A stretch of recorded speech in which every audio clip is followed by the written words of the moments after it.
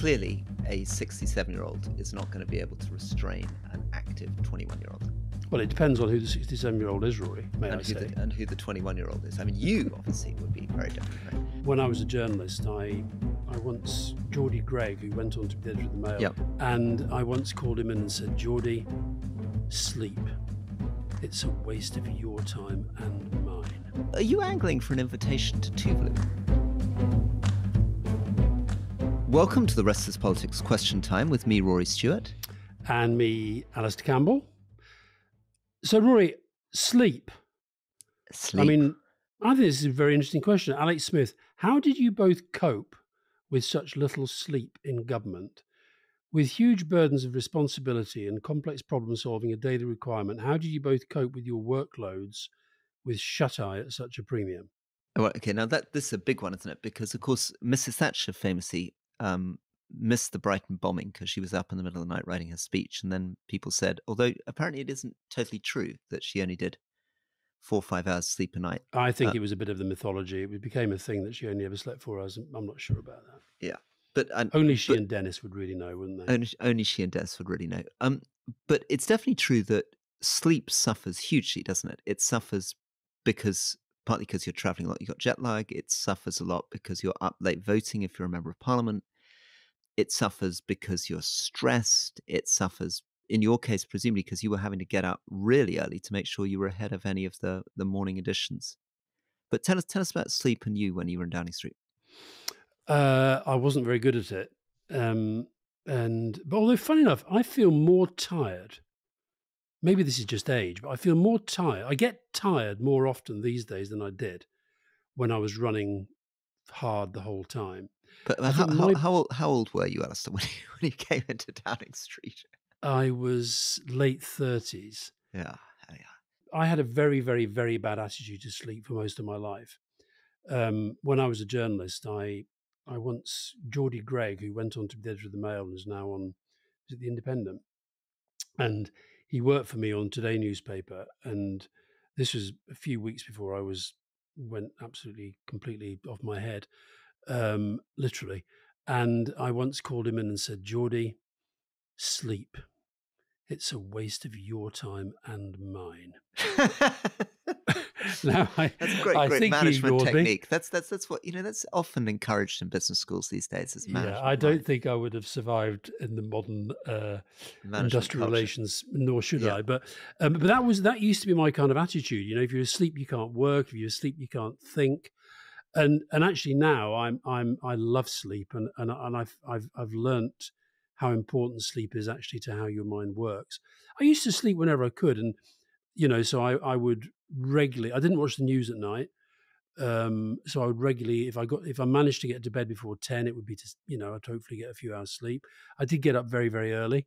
I still do get up quite early, and I never used to take naps. I now do have the occasional nap, but I think it's a very, very serious question. I think exhaustion in government is a real problem. Well, it's a huge problem, isn't it? And there's a great book by Matthew Walker called Why We Sleep. And I'm now talking to you with this Oura ring on my finger, which tells me exactly how I slept. So last night, I can tell you I got 6 hours and 25 minutes, and I got an hour and 10 minutes of deep and 57 minutes of REM and all this kind of stuff. But listen, when you have all that data, what does it help? Can you do anything with it? Does it help you sleep better the next day? Yes, because what you notice, you get really competitive. You would get really competitive. Obviously, you are a very competitive person. So if you strap this to your wrist, you would want to get a better and better sleep score. And what you would discover is patterns. So you discover that if you ate late at night, you get a less good sleep score. Your heart rate remains elevated. If you had a drink in the evening. So basically, the problem is it makes you kind of slightly boring and puritanical, because the really way to get a good night's sleep is to eat at about 5:30 in the afternoon and don't touch a drop of alcohol, and your sleep score goes through the roof. What? So eat early, no alcohol. Yeah, and then you get a really good sleep. And but the great thing is you can then play around with it. You learn about temperature in your room. You learn about the type of bed you have, etc. Just back to politics though for a second. I'm exactly like you. I'm now obsessed with getting a good night's sleep, and I'm kind of grumpy that I only got an 81 score instead of an 85 score last night. But when I was younger, at university, I don't know whether it was like this. I was very proud of the fact that I never slept on the night before my essay was due. I would always stay up the whole night trying to keep myself going on shortbread biscuits. And Shortbread biscuits. Shortbread biscuits. That You was didn't take amphetamines. my drug of choice to make it through the night. Was this before or after your opium phase? Exactly. Well, this was before my opium phase, and I would then stagger in to see my poor tutor reading a completely nonsensical essay that I thought was really good because I'd been working at between 4 and 10 in the morning. Yeah, I couldn't do the whole late night thing anymore. I don't think I could. Well, yeah, I could. I have worked through the night. Fairly recently, but I don't enjoy it. I used to hate you mentioned Margaret Thatcher doing the conference speech on the day of the Brighton bomb. I didn't enjoy doing conference speeches because my sense of Keir Starmer is that he likes to get his conference speeches kind of wrapped up a couple of days before the event. Tony Blair was somebody who he needed that sort of process of endless iteration and reiteration and rewrite to the last minute. There were actually a couple of times where he was still rewriting a speech as he was carrying it up to the podium. But I just felt it was we would regularly go conference week from the Saturday to the Tuesday with maybe 6 hours sleep total. Yeah. There's a great. It's completely apocryphal, but I think the story is that Lord Palmerston dreamt that he was making a speech in the House of Lords and then woke up to find that he was. Now, here's one. Peter Bell. How do you assess the recent actions of the Conservatives in attempting to reform the Electoral Commission, introducing new election laws such as increasing the spending limit to £35 million, extending voting rights to expats, and introducing mandatory photo ID for voting? Specifically, what are the implications of these moves for the independence of the Electoral Commission and the integrity of the democratic process? Interestingly, the Electoral Commission, which normally keeps a pretty low profile, but actually they've been giving pretty public interviews about this, including one in the FT, one in the Daily Mirror, essentially saying that they're not at all happy. They say this is telling the umpire how to enforce the rules of the game. Have you been following this one? Yeah, I have, and I've huge respect for them. And the guy, I think, was the head librarian of the House of Commons Libraries, now running the Electoral Commission. Though sometimes, I got really wound up about this, very upset about what the government was doing with photo ID. But then when I read the small print, it turned out that 14,000 people, so 0.25% of those voting in the local elections, were turned away because they didn't have the correct ID. And of those, 4%, it was because of their photo ID, which means about 700 people in the whole country. So I'm slightly less worried than I was when I first read these What about stories. the funding, which didn't seem to get any debate in Parliament at all? That they suddenly double the limit, which I presume means that they think they've got loads of money coming in, which maybe the Labour Party won't have.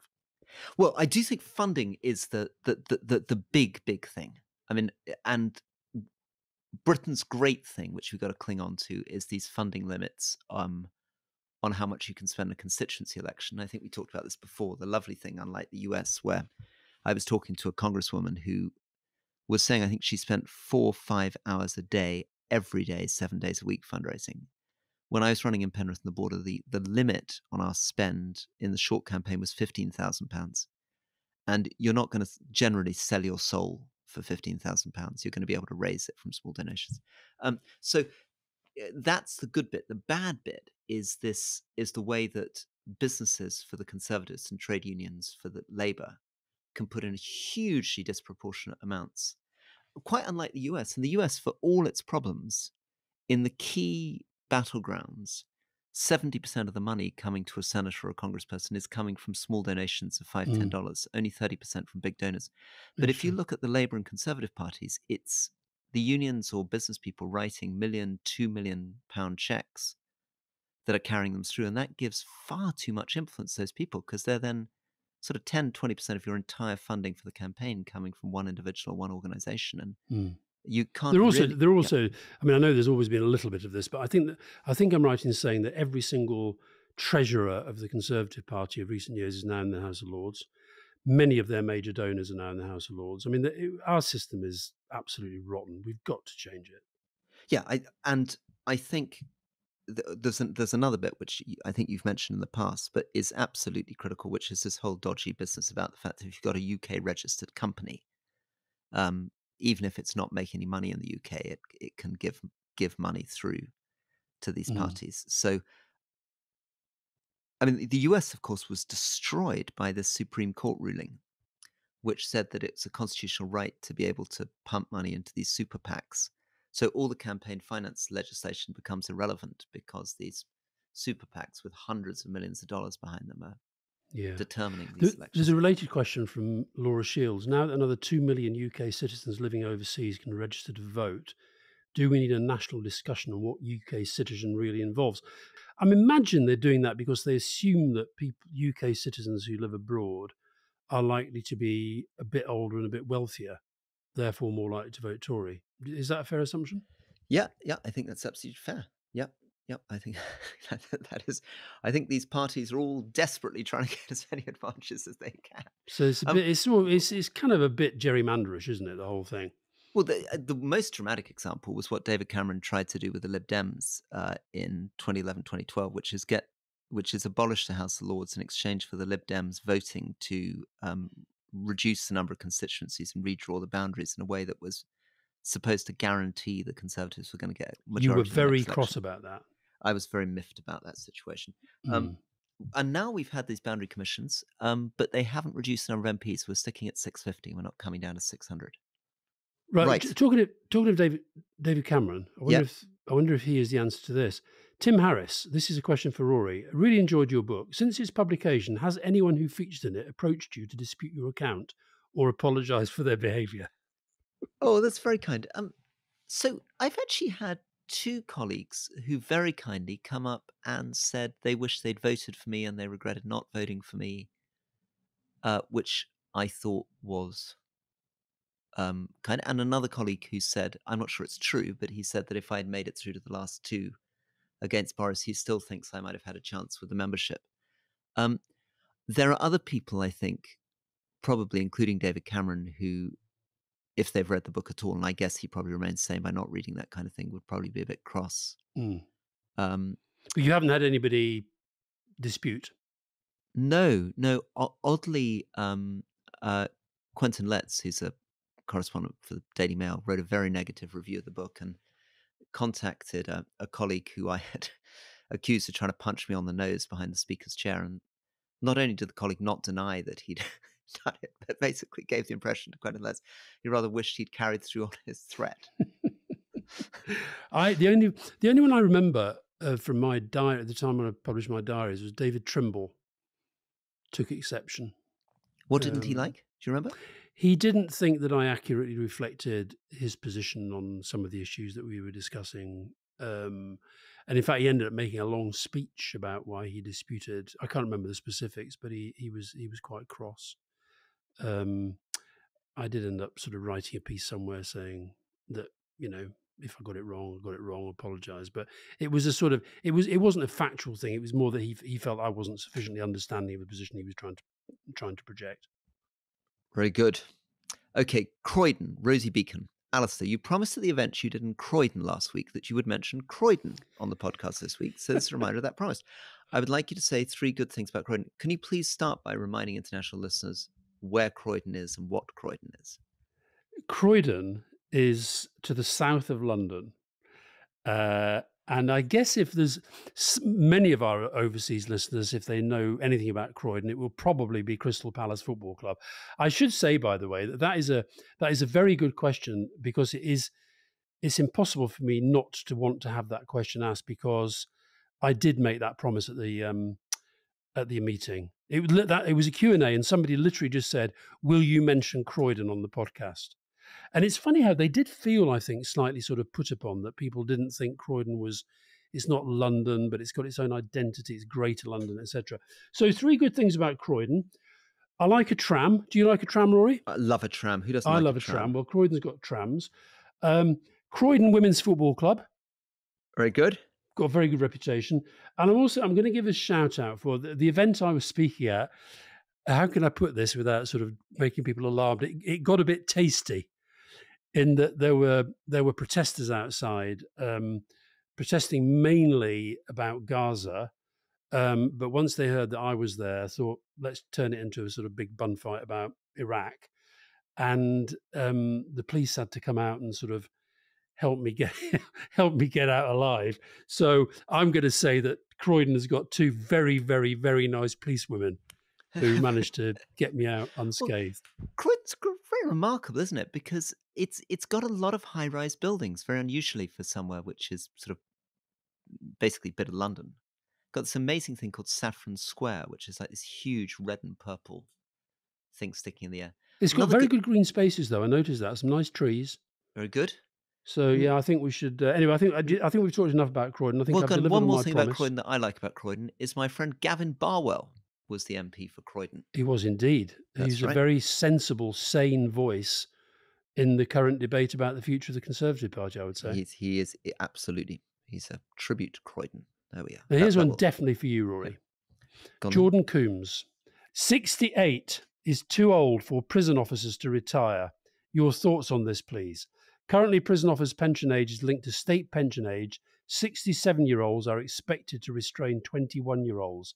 The pension contributions are less than the police, but so is the wage. Come on, former prisons minister. Well, look, it's clearly a 67-year-old is not going to be able to restrain an active 21-year-old. Well, it depends on who the 67-year-old is, Rory, I say. And who the 21-year-old is. I mean, you obviously would be very different, right?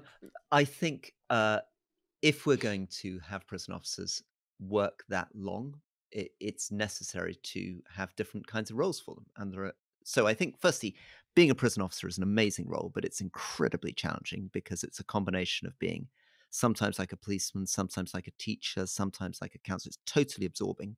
There's an amazing program called the Unlocked Graduates Program, which is trying to bring very talented young graduates into becoming prison officers. So I encourage to anyone listening. But clearly, as you get older, you would have to design a system where you got into the less physical bits of the job. Otherwise, it's simply dangerous. Yeah. Nick Simpson, with all of the speculation on the election date, how far out from the date does a Prime Minister need to make a decision? Is it not more likely that Sunak has a number of campaigns and stunts lined up through 2024 and will call the election if one gets sufficient traction? Ooh. Do you think that's how it works? You can make the decision quite close to the event. I mean, we've had this sort of recent situation where David Cameron brought in the Fixed Term Parliament Act. So that was a way of saying we know when the election is going to be. Johnson got rid of that. So now it's back in the hands of the Prime Minister alone. The Prime Minister can decide when the election will be. Certainly from experience, when we were in power the first time, the decision about the election date is pretty tightly held. And also I would say Tony Blair didn't finally make his mind up until very, very close to the time when it had to be announced. You like to keep your options open. Yeah, presumably though, if you're Rishi Sunak, you're not gonna want to run anytime soon because you're going to be praying against all the odds that something's going to turn around. I mean, at the moment he's at a catastrophic situation. He's, Starmer's well ahead of him in terms of net popularity. Labour's ahead of the Conservatives on the economy. They're kind of 20 points ahead. I mean, I can't understand people who think he's going to call a May election. Well, it's interesting you say that. That graphic that we talked about on the main podcast showing the narrowing of polls in the latter days of a campaign. Morgan McSweeney, who is kind of head of Labour Party strategy, who, I think shows that to as many people as he can.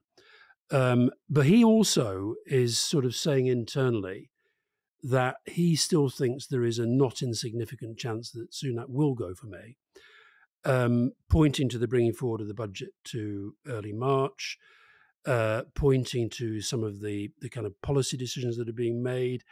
And so I think it's probably part of the making sure Labour, stay on their toes and don't get complacent. But I think the other factor which I think is relevant to this is that there's a lot of negatives for Sunak at the moment. What is the one thing he's got left? He does have the element of surprise. And so I think that is, for me... I don't question the element of surprise. No, I mean, sorry, I shouldn't No, laugh, but that's all he's got left. But if you're just like, surprise, and then you're still unpopular surprise, and the then economy is still tanking.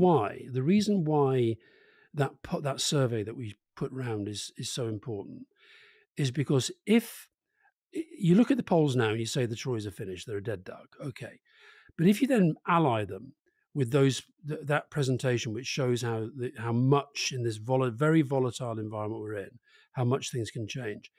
Imagine a campaign where an issue that Labour doesn't want to talk about becomes the defining issue of the campaign, and it happens to be something that Tories do want to campaign about. So, for example, if I look at the first graphic in that presentation was Australia, back when Scott Morrison won. How did Scott Morrison win? What was the issue that turned it? It was the boats.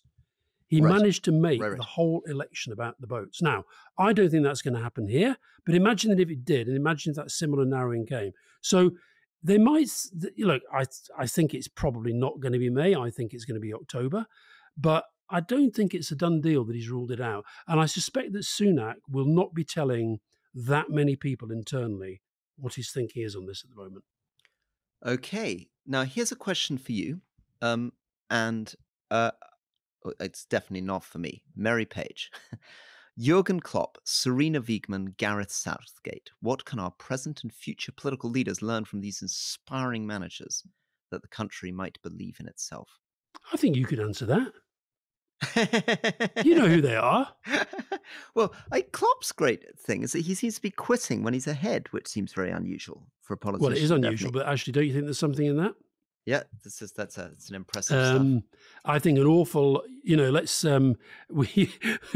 what is something that you've said on virtually every podcast in the last few weeks is that wouldn't it be great if Joe Biden stepped down? So no, I think what could you learn? Let me give you one thing from each of them. Jurgen Klopp, the importance of allying your passion to your personality. I think politicians could do with that. I think that we don't have enough passion in our politics at the moment. Serena Wiegmann, I think she has an extraordinary calm, which is really, really important. And Gareth Southgate is one of those team leaders who doesn't make it all about him. He makes it about the team. So I think they are three qualities: passion and personality, calm, and make it about the team. There are three qualities there that good leaders all have. Here's one more thing I'd add, which I think isn't quite coming across in our leaders at the moment. It's about the combination of seeming serious and also giving the impression you're going to get things done. So it's their combination of seeming as though they're a serious person, but also that they've got a clear plan that they can communicate to people. People have got a confidence they know what they're going to do. It's central in leadership, isn't it? That people need to get. I mean, I think for all her many flaws, I remember somebody saying that when they were working for Margaret Thatcher, everybody knew what she wanted. If you were one of her ministers, you could ask yourself quite easily, what would Mrs. Thatcher want in this situation? And the answer would come immediately. And I think with both Rishi Sunak and Keir Starmer, I don't think they've got that clarity. Now, I have been trying to get Jurgen Klopp onto the podcast for some time. I've written all sorts of sycophantic letters in his native language to Liverpool Football Club. If any of his friends, if any of his family, if any of his players, if any of his associates are listening, I would like him to know that my current top two people that I would love to get on leading are both German: Angela Merkel and Jurgen Klopp. Very good. And of course, Pekka Haavisto, the Finnish presidential candidate. Indeed. Yeah, along with 3. Alexander Stubb, his big rival. Good. Good. So Celia Richardson, who's your friend from the National Trust, said, someone said in the media last week, the next government, whatever its political colour, should set up a royal commission on the role of think tanks, their funding and influence on politics and media in the UK. Is this the right response to growing concern about this subject? Celia Richardson is somebody who's been particularly angry about the activities of Restore Trust, which is this more conservative-leaning attempt to try to get involved in the way the National Trust presents its historic properties, particularly. What do you think about regulating think tanks or investigating think tanks? I do think we've got a problem with this 55 Tufton Street mob. And there was a very interesting clip which I saw on social media of George Monbiot, environmental campaigner, left-wing journalist, probably thinks I'm sort of, terribly right-wing and not somebody I know well, not a friend. But I saw him doing, I thought, a very good number on the BBC politics show where he was on with somebody from the Institute of Economic Affairs. And he made the point that under the BBC guidelines, when you have guests on, you've got to know their sort of political provenance if they're making political points. And he was making the point that he felt we, the public, should know who funds the Institute of Economic Affairs. And this I think this sort of right-wing network that funds a lot of these campaigns, whether it be to, slow down climate measures on climate change, whether to undermine Rishi Sunak, all these sort of right-wing organisations that are popping up left, right and centre. We had another question about polling and whether we should know who pays for the polls because of this huge poll that got done, massive story in the Daily Telegraph, debated endlessly for days. And it turns out that David Frost, the ludicrous Lord Frost, was the client, as it were, for the poll, but we don't know who paid for it. Now, I think Seeley's got a point. I think there is something a bit rotten about this. Is all relates to what we talked about earlier, funding. So whether it's a royal commission, I don't know. That might sound a bit heavy, but I think the public do have a right to know more about where these think tanks stand and how they're funded, because they do have a real influence on politics and the political debate. Well, it's a very interesting question, isn't it? Because what's fundamental to this, I guess, is that think tanks are regarded as charities, and charities in general don't have to disclose very much about who gives them money, and that's partly privacy concerns. It's partly some idea of freedom of donors being able to do this and not being politically influenced. But I tend to agree with you that if I was starting from scratch, I would like transparency on funding for all charities, not just think tanks. I don't really understand why we've ended up in a situation where we think that, I mean, if you're proud of what you're supporting, I don't really see why you would want your name to be concealed. Maybe it's because some people, some philanthropists, for good reasons, want to be anonymous. Maybe that's it. That maybe possibly. If you're giving money to I don't know, homelessness, you don't want to be seen as a kind of big poo. Well, a lot of the big philanthropists, they do want people to know, and they want to have things named after them, and so forth. I was pleased that Keir Starmer spoke up for the National Trust et al. But I thought Camilla Cavendish wrote an interesting piece in the Financial Times. The headline was something like, speaking up for the National Trust is fine, but actually rebuilding civic society requires government to let the charitable sector do stuff properly, to really kind of let them off the leash a bit. And I guess we're back to the point about whether that was what David Cameron meant by his big society. It never really happened. Yeah, well, here's definitely the most exciting idea of what it might have meant, whatever he really did mean. But I think the idea that, I mean, I think his phrase was, there's definitely something called society, but it's a bit different to government. And actually, Britain has so many voluntary organizations, such incredible talent out there. And that if you could free up, I mean, in Cumbria, there were sort of practical examples of this in things like laying super fast broadband or getting affordable housing built or getting renewable energy built. Often some of the community groups in Cumbria were much, much quicker and more effective than central government in fixing problems and getting things through. And so I did think the idea of getting some of the red tape out of their way and letting charities take on more was not a bad idea. But what it can't be, obviously, is just an excuse for austerity, which is where I think it went wrong for David Cameron. People thought it was just an excuse for cutting money for government. Now, there's another question here, Roy, which I think underlines that maybe this is very much a kind of our listeners sort of thing, and I guess they are like to be interested in politics. But you and I both believe that the whole issue of standards in public life and standards in media and so forth is a big part of what's gone wrong. So, Mark Lynch, thoughts on the piece last week? This is a piece by Alan Rusbridger in Prospect magazine about how the BBC is massively influenced by Robbie Gibb and his various friends, and yet still Tory MPs claim it's biased against them. So I don't know if you saw this piece, Rory. Very, very, very long read by Alan Rusbridger. But I thought a brilliant piece. Good thing, Alan Rusbridger. We like Alan Rusbridger.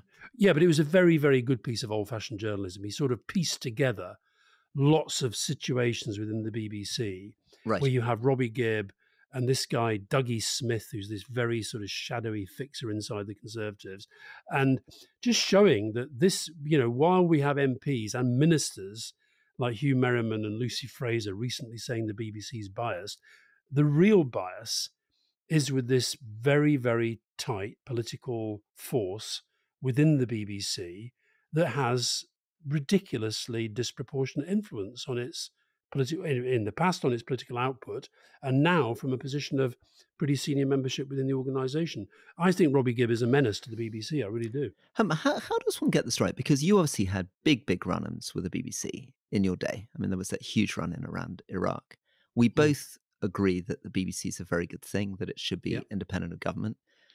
You can also presumably see why, if you were running communications at Number 10, there will have been times when the Tories think that the BBC is a bit lefty, because it's true. Most of my friends who work for the BBC are slightly less on the conservative end of the spectrum. I think it's probably true for a lot of different bits of government.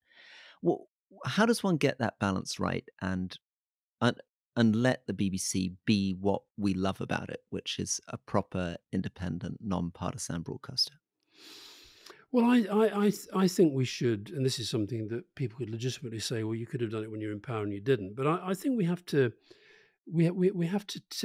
take away the power that government have for some of these major appointments, and I guess trust the BBC more to run its own affairs. But I worry that what's happened in recent years, in particular, is that the BBC has allowed itself to become intimidated. I think its news coverage is much tamer than ITV or Sky. I think it's constantly looking over its own shoulder in terms of the funding review. Now I get that, but I think that we should. I mean, Tessa Gerald had this idea about it being run almost like a mutual, sort of slightly distant from government.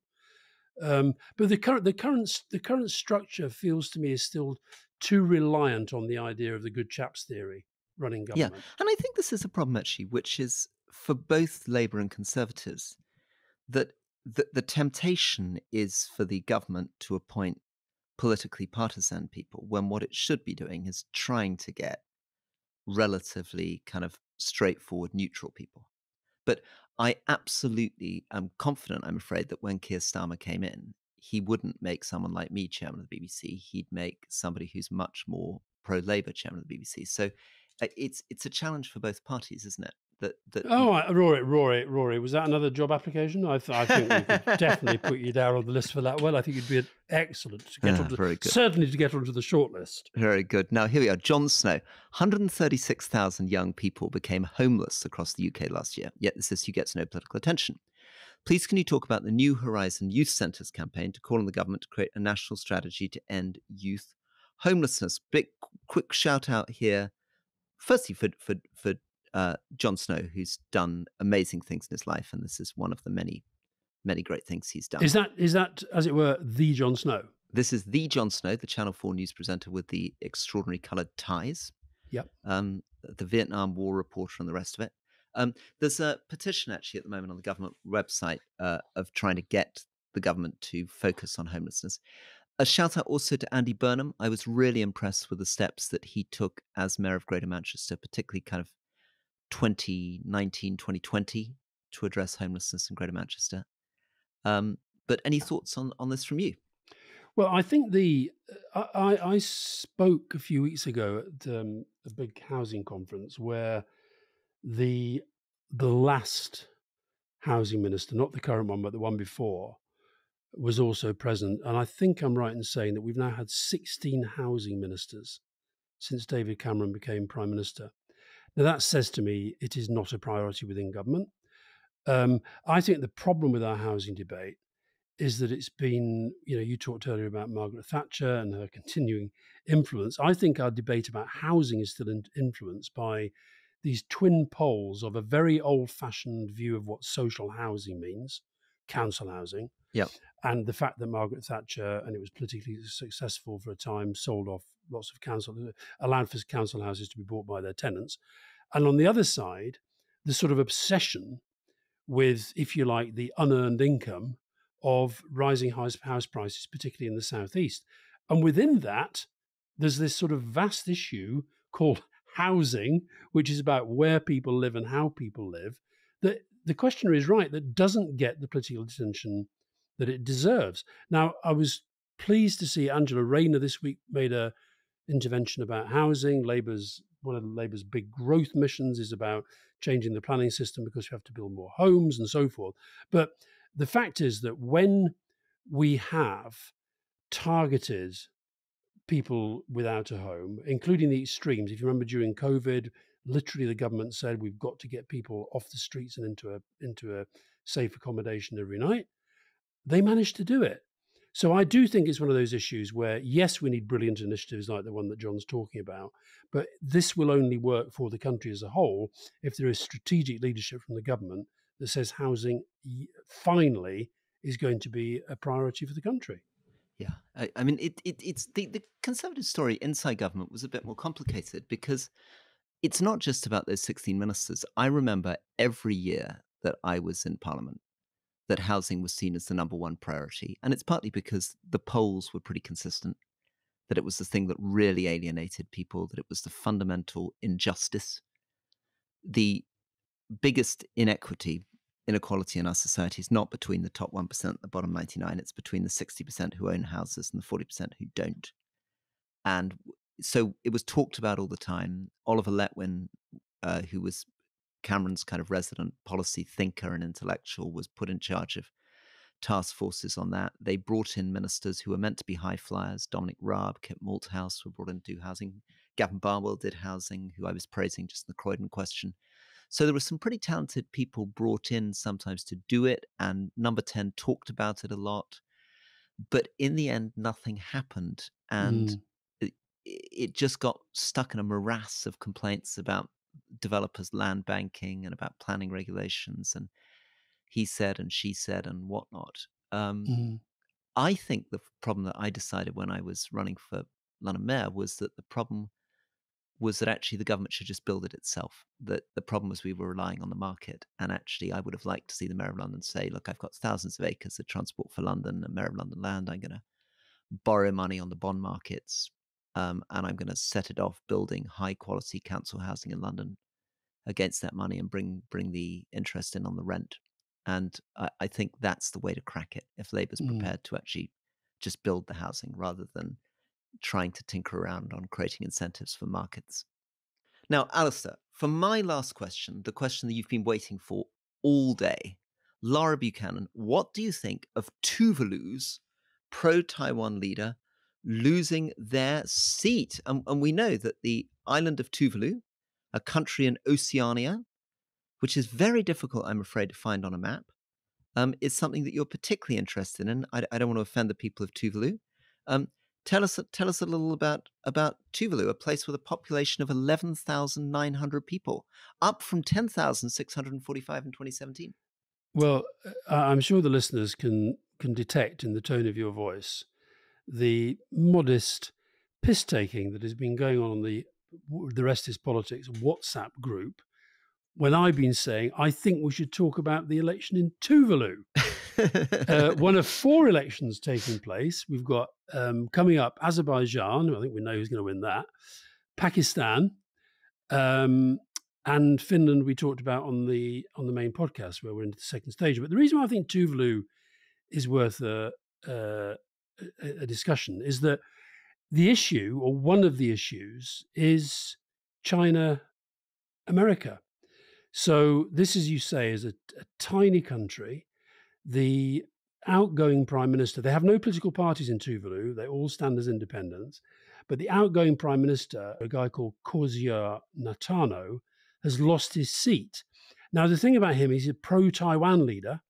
Yeah. And one of the other regional, I wasn't going to say, I was going to say powers, but Nauru, they cut ties recently and switched from, as it were, America to Beijing, which has promised a lot more help in their development. So I just think it's interesting that even in a place as small as that, there is this sort of tussle going on that relates to where do you stand when it comes to China and Taiwan. And so the American government has actually been watching this election in Tuvalu quite closely. It's fascinating, isn't it? I mean, Tuvalu's also been hugely affected by climate change, very vulnerable Absolutely. to cyclones.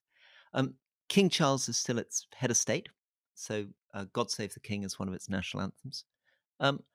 It's 10 square miles big. That's pretty small. Yeah. And I wonder what it's like. running parliamentary elections and a government and a budget, which I guess the whole government budget will be maybe $25 million a year.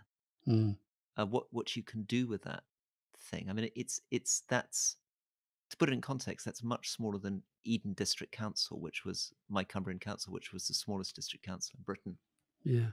Well, we thanks to the wonders of modern data, we can see how many listeners we have in every country in the world week by week, and I'm just hoping that whatever we have now in Tuvalu, that there's an increase as a result of this fascinating discussion that we've had. And hopefully on the percentage points, I mean, we may turn out to have, as a percentage, more listeners in Tuvalu than we have anywhere else. Exactly. Could be a huge thing. I should, by the way, because you're normally one. Are you angling for an invitation to Tuvalu? Is this where this is all going? You don't want a South Sea holiday? No?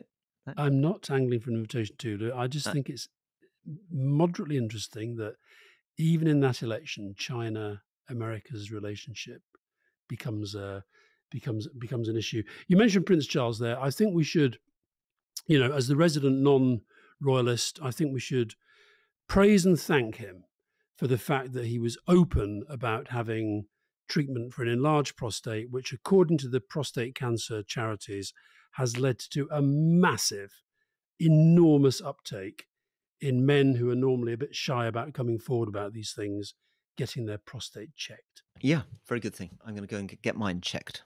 Soft power, we call that. Yep. Very good. Okay. Thank you very much. All right. Well, thank you, Alastair. And I think just as we close the session, breaking news, there was one download in Tuvalu over the last month, which implies to me that 0.01% of the population of Tuvalu is currently listening to our podcast. So we could at least triple our listeners in Tuvalu, I think, with your intervention. Do we have a high commissioner there? I think, we should have. Yeah, I think. Well, there's definitely be an acting governor general of some sort. We do have a lot of listeners inside the Foreign Office. I wonder if it's the high commissioner. Who's doing that? I'm not sure we have someone resident there. I think probably the acting governor general will be a local.